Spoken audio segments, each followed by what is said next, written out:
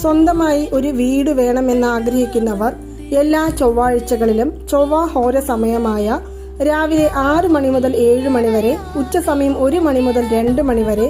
രാത്രിയിൽ 8 മണി മുതൽ 9 മണി വരെയുള്ള സമയത്ത്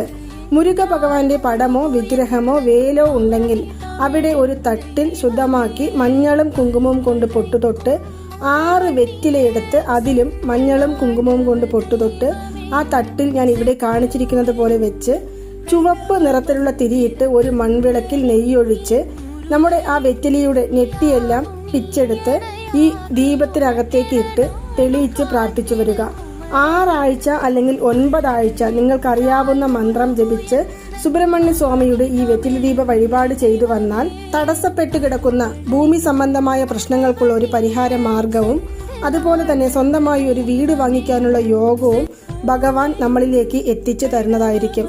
മാത്രമല്ല, ഈ വഴിപാടിനോടൊപ്പം സിരിവാപുരി തിരുപ്പുകളും ജപിച്ചു വന്നാൽ ഉടനെ തന്നെ നിങ്ങൾക്ക് അതിന്റെ ഫലം തിരിച്ചറിയുവാൻ സാധിക്കുന്നതായിരിക്കും.